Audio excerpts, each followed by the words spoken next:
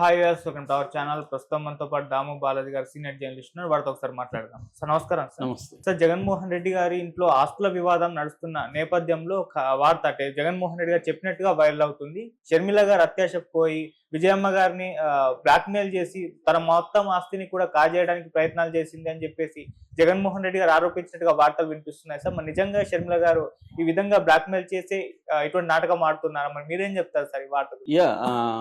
అంటే మనం మామూలుగా అయితే అది కుటుంబ వ్యవహారం. ప్రతి కుటుంబంలో ఇవాళ ఆస్తుల గొడవలు అనేది వెరీ కామన్. ముఖ్యంగా ఆస్తుల వాల్యూ బాగా పెరిగిపోయింది. పెరిగిపోయిన తర్వాత దాదాపు అన్ని కుటుంబాలలో కూడా ఇలాంటివి ఉన్నాయి.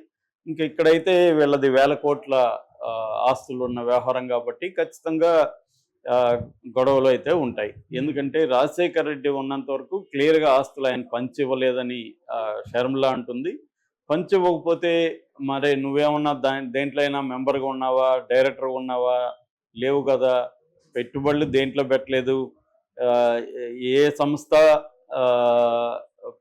అభివృద్ధికి నువ్వేం పాటుపడలేదు. కేసులు పెడితే కేసులు నీ మీద లేవు. అంటే నీకు ఆస్తులకి ఏ రకమైన సంబంధం లేదు. నేనయ్యి ప్రేమతో అభిమానంతో నీకు ఆస్తుల్లో వాటా ఇద్దామని నేను అనుకొని నేను షర్మిలకు ఒక ఎంఓయూ రాసుకున్నాను. ఈ అడ్జుడికేషన్ ఆఫ్ కేసులన్నీ ఒక కొలిక్కి వచ్చాక నీకు ఆస్తులు వాటా ఇస్తానని చెప్పాను. అలాగే అమ్మకు గిఫ్ట్ డీడ్ అనేది రాశాను. ఆ గిఫ్ట్ డీడ్ కంప్లీట్ కాలేదు. అంటే వాటాల బదిలీ అనేది తల్లికి జరగలేదు.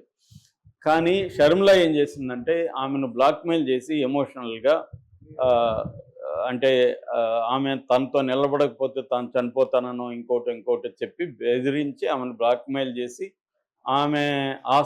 ఆమెకు ఉన్న గిఫ్ట్ డీడ్లో ఉన్న వాటిని పాత డేట్లు వేసి తను రాయించుకుంది అనేది ఇతను జగన్ చెప్తున్నట్టుగా వైరల్ అవుతుంది. సో ఇంకా జగన్ ఏం చెప్తున్నంటే ఇది షర్మిల అత్యాశకు పోయింది. నేను మామూలుగా అయితే నేను ఇచ్చుండేవాడిని, ఇప్పుడు నేను ఇచ్చే ప్రసక్తి లేదు. ఎందుకంటే నాకు ఎదురుగా నిలబడి నన్ను నాశనం చేయడానికి, నన్ను జైలుకి పంపించడానికి ఈ స్కీమ్ వేసింది. ఎందుకంటే ఇప్పుడు వాటాల బదిలీ అనేది లీగల్గా అలో చేయరు. ఎందుకు అలో చేయరు అంటే లీగల్గా చేయొచ్చు, కానీ కోర్టులో బెయిల్ క్యాన్సిల్ అయ్యే అవకాశం ఉంది. దీన్ని పెట్టుకొని రేపు ఎవరో ఒకరు తెలుగుదేశం వాళ్ళు, జనసేన వాళ్ళు కోర్టులకు వెళ్తారు. ఆయన బెయిల్ కండిషన్లో ఉల్లంఘించాడు. బెయిల్ కండిషన్లో వాటాల బదిలీ అనేది లేదు, కానీ జగన్ వాటాల బదిలీ చేశాడు అని రేపు పొద్దున వెళ్తారు. లేదు, సిబిఐ కూడా రేపు కోర్టులో పిటిషన్ వేస్తుంది. బెయిల్ కండిషన్ ఉల్లంఘించాడు కాబట్టి బెయిల్ రద్దు చేయమని సిబిఐ అడగచ్చు. అంటే ఇప్పుడు వాళ్ళు ఏంటంటే ఈయన బెయిల్ కండిషన్లు ఎక్కడ ఉల్లంఘించట్లేదు కాబట్టి కోర్టులు కూడా బెయిల్ రద్దు ఒకవేళ అడిగినా, ఆల్రెడీ రఘురామకృష్ణరాజు సుప్రీంకోర్టు వరకు వెళ్ళాడు బెయిల్ రద్దు చేయమని. సుప్రీంకోర్టు హైకోర్టుని ఆశ్రయించమనింది. సో హైకోర్టులో ఆయన పిటిషన్ వేశాడు. సో ఇప్పుడు మామూలు కోర్టులు ఒక వ్యక్తి బెయిల్ రద్దు అంటే కారణాలు చెప్పాలి కోర్టుకి. ఇంతకుముందన్న అధికారంలో ఉన్నాడు జగన్, ఇప్పుడు అధికారం లేదు.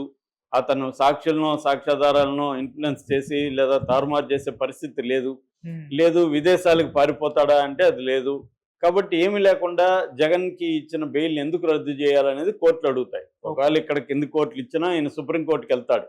సుప్రీంకోర్టులో అదే అడుగుతారు ఎప్పుడైనా, ఒక వ్యక్తి బెయిల్ ఎందుకు రద్దు చేయాలి, మీరు తొందరగా ఎందుకు పనిచేయట్లేదు ఈ కేసులో అనేది సిబిఐనే సుప్రీంకోర్టు ప్రశ్నిస్తుంది. మీ ఎందుకు ఇంత ఆలస్యంగా కేసుని 11 ఏళ్ళుగా నడుపుతున్నారు, త్వరగా ముగించండి అనేది అడుగుతుంది. కాబట్టి అట్లాగే సిబిఐ కోర్టుకు కూడా సుప్రీంకోర్టు గతంలో హైకోర్టు కూడా సిబిఐ కోర్టుకి చెప్పింది రోజువారీ విచారణ జరపమని. ఇదేంటంటే పొలిటికల్గా ఎప్పుడైనా మన దేశంలో లీగల్ ప్రాసెస్ని పొలిటికల్ ప్రాసెస్ అనేది కంట్రోల్ చేస్తుంది. మ్యాక్సిమం ఎక్కడో కొన్ని మినహాయింపులు ఉంటాయి తప్ప మ్యాక్సిమం లీగల్ ప్రాసెస్ని కంట్రోల్ చేసేది పొలిటికల్ ప్రాసెస్సే. అంటే అధికారంలో ఉన్న వాళ్ళే లీగల్ ప్రాసెస్ని కంట్రోల్ చేస్తూ ఉంటారు. ఫైనల్ పవర్ అంటే పొలిటికల్ పవరే ఈ దేశంలో. ఆ పొలిటికల్ పవర్ వెనక మళ్ళీ ఎకనామిక్ పవర్ ఉండొచ్చు. అంటే అదాని అంబానీలు కలిపి మోడీని కంట్రోల్ చేయొచ్చు, అది వేరే వ్యవహారం. సో ఓవరాల్గా అధికారం అనేది ఇంపార్టెంట్. అధికారంలో ఎవరుంటే వాళ్ళు మిగతా అన్ని వ్యవస్థల్ని కంట్రోల్ చేయగలుగుతా ఉన్నారు. దానికి అనుగుణంగా సిస్టమేటిక్ చేంజెస్ కూడా మోడీ ప్రభుత్వం తీసుకొచ్చింది. అంటే ఫర్ ఎగ్జాంపుల్ ఇప్పుడు ఎన్నికల కమిషనర్లుగా 3 ఉంటారు. చీఫ్ ఎన్నికల కమిషనర్, 2 ఎన్నికల కమిషనర్, వాళ్ళు ముగ్గురిని నియమించే అధికారం మోడీ తన చేతిలోకి తీసుకున్నాడు. ఇంతకుముందు ఆ కమిటీలో సుప్రీంకోర్టు ప్రధాన న్యాయమూర్తులు కూడా ఉండేవాళ్ళు. ఇప్పుడు అది తీసేసి కొత్త చట్టం తీసుకొచ్చి ఓన్లీ మోడీ, ఒక కేంద్ర మంత్రి, ప్రతిపక్ష నాయకుడు. సో ఆటోమేటిక్గా ముగ్గురులో ప్రతిపక్ష నాయకుడు వ్యతిరేకించినా కూడా మెజార్టీ ఇద్దరు కాబట్టి ఇద్దరు డెసిషన్లే ఫైనల్ అవుతాయి. సో అల్టిమేట్గా మోడీ అనుకున్న వాళ్ళే అక్కడ కమిషనర్లుగా ఉంటారు. మోడీ అధికారులు అనుకున్న వాళ్ళే ఢిల్లీ లెఫ్టినెంట్ గవర్నర్ లాంటి పోస్టులో ఉంటారు. సిబిఐ డైరెక్టర్లు, ఈడీకి అందరికీ కూడా డైరెక్టర్లు అంతా కూడా మోడీ కిందనే ఉంటారు.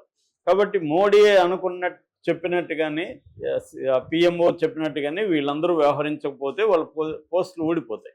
కాబట్టి వ్యవహరిస్తారు ఎవరైనా. సో ఈ మొత్తం నేపథ్యంలో జరుగుతూ ఉంటాయి. కాబట్టి జగన్ మీద ఉన్న కేసులు కూడా మోడీ అనుకుంటే త్వరగా వస్తాయి. మోడీ అనుకోవట్లే.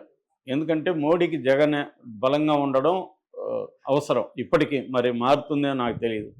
ప్రజెంట్ సిచ్యువేషన్ వరకు ఏంటంటే చంద్రబాబుని మోడీ కానీ జగన్ని బలహీనపరిస్తే చంద్రబాబు బలపడతాడు. చంద్రబాబు బలపడడం మోడీకి ఇష్టం లేదు. అందుకని మోడీ జగన్ని సేవ్ చేస్తున్నాడు. దీన్ని ప్రెజర్ చేసే పరిస్థితి చంద్రబాబుకి లేదు. చంద్రబాబును మోడీ ప్రెజర్ చేసి మోడీని జగన్ని త్వరగా జగన్ కేసులు విచారణకు వచ్చేట్టుగా, జగన్కి శిక్షలు పడేట్టుగా చేయమనో, లేకపోతే బెయిల్ రద్దు చేసే విధంగా ప్లాన్ చేయమనో చంద్రబాబు ప్రెజర్ చేసే పరిస్థితిలో లేడు. సో అందుకని ఇటుపక్క షర్మిలాని తెలుగుదేశం పార్టీ కానీ మీడియా కానీ పైకెత్తుతుంది. సో షర్మిలాని చంద్రబాబుకి జగన్కి యాంటీగా గట్టిగా తీసుకురావడం ద్వారా వాళ్ళు పొలిటికల్ గెయిన్ పొందాలనేది వాళ్ళకున్న ప్లాన్. దీంట్లో భాగంగా షర్మిలకు కూడా ఏంటి, షర్మిల తను ఆశించిన పొలిటికల్ పవర్ అనేది జగన్ అలో చేయలేదు. జగన్కి ఒక భయం ఉన్నట్టుంది. ఈమెకి కానీ ఏమన్నా ఎంపీలు ఇస్తే ఈమె ఒక పవర్ సెంటర్గా మారిపోతుందని జగన్ ఉన్న భయమే ఆమెను దూరం పెట్టేట్టుగా చేసింది. నిజానికి షర్మిల, ఇటు విజయమ్మ జగన్ జైల్లో ఉన్నప్పుడు వైసీపీని పార్టీని నిలబెట్టడంలో వాళ్ళ పాత్ర చాలా ఉంది.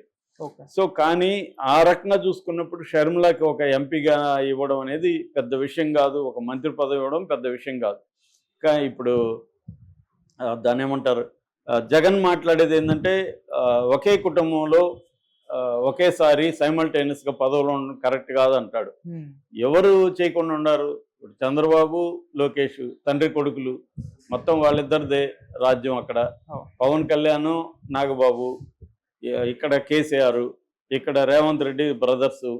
ఏ రాష్ట్రంలో ఉన్నారు? అన్ని చోట్ల వీళ్ళే ఉన్నారు. ఇప్పుడు స్టాలిన్ వాళ్ళ కొడుకు ఉదయనిధి స్టాలిన్ ఉప ముఖ్యమంత్రి, ముఖ్యమంత్రి. కాబట్టి ఇక్కడ ఫ్యామిలీ పాలిటిక్స్ లేకుండా ఏ రాష్ట్రం కూడా లేదు, దేశం కూడా లేదు. ఈ కాంటెక్స్లో జగన్ అది చెప్పే కారణం పిచ్చి కారణమే. అట్లా అనుకుంటే ఇప్పుడు వాళ్ళ నాన్న ఉన్నప్పుడు వాళ్ళ నాన్న తర్వాత ఇతను ఎందుకు ఎంపీగా పోటీ చేశాడు? కాబట్టి ఇక్కడ ఏంటంటే జగన్కి భయం ఉంది. షర్మిలకి మనం ఏదన్నా ఇస్తే పార్టీలో, ప్రభుత్వంలో ఆమెకి ఇంపార్టెన్స్ ఇస్తే ఆమె ఒక పవర్ సెంటర్ అయి కూర్చుంటుంది, మళ్ళీ తలనొప్పిగా మారుతుంది అని ఆమెను దూరం పెట్టాడు. అది ఆమెకు కాలింది. రెండవది ఆస్తులు. నాన్న ఇన్ఫ్లుయెన్స్ ఉపయోగించుకునే కదా ఇతను పెంచుకోగలిగాడు ఆస్తులు. నాన్న ఇన్ఫ్లుయెన్స్లో నాకు కూడా వాటా కావాలనేది ఆమె లాజిక్. ఇది లీగల్గా నిలబడదు. ఆమెకు తెలుసు లీగల్గా ఇప్పుడు నువ్వు నాన్న సంపాదించంటే నీ నాన్న జగన్ సంపాదించిన ఆస్తులుగానే అది పరిగణలోకి తీసుకుంటుంది లీగల్గా. అందుకని లీగల్గా జగన్ ఆస్తుల్లో ఆమెకు వాటా రాదు. అందుకని దీన్ని పొలిటికల్గా ఉపయోగించుకొని జగన్ని ప్రెజరైజ్ చేయాలనేది ఆమె ప్లాను. ఆ ప్లాన్లో భాగంగా ఆమెకి దొరికింది గిఫ్ట్ డీడ్. ఈ గిఫ్ట్ డీడ్ ఆమె తల్లిని ఇన్ఫ్లుయెన్స్ చేసి గిఫ్ట్ డీడ్ రాసుకుంది. ఇది లీగల్గా చెల్లుతుందా లేదనేది నేషనల్ కంపెనీ లా ట్రిబ్యునల్లో తేలాలి. అయితే వీళ్ళు గుట్టు చప్పుడు కాకుండా కోర్టులో తేల్చుకునే బాపతి కాదు. కాబట్టి షర్మిలను దీన్ని ప్రజల్లోకి తీసుకొచ్చి జగన్ ఇబ్బంది పెట్టాలని చూస్తుంది. జగన్ ఇప్పుడు తనను తాను కాపాడుకోవాలి. కాబట్టి reverse best form of defence is offence అంటారు మిలిటరీలో. అట్లాగా ఆమెను అటాక్ చేయడం ద్వారా, ఆమెదే తప్పని చెప్పడం ద్వారా, ఆమెకు అత్యాశ అని చెప్పడం ద్వారా, ఆమె దీంట్లో పెట్టుబడులు లేవు, దీంట్లో భాగం వహించలేదు, దీంట్లో నిజంగా ఆస్తుల్లో వాటా ఉంటే ఆమె కేసుల్లో కూడా వాటా ఉండాలి కదా, ఆమె మీద కేసులు ఉన్నాయా, ఆమె జైలుకి వెళ్ళిందా, నేను కదా జైలుకి వెళ్ళాను, నేను కదా దీన్ని డెవలప్ చేశాను, నేను ఇన్వెస్ట్ చేశాను అనేది జగన్ ఆర్గ్యుమెంట్. జగన్ ఆర్గ్యుమెంట్ లీగల్గా వ్యాలిడ్, ఆమె ఆర్గ్యుమెంట్ లీగల్గా వ్యాలిడ్ కాదు. ఓకే సో మామూలుగా మనకు తెలిసినంత వరకు కోర్టులో ఏం తెలుస్తుందని చూడాలి. Okay sir, thank you so much.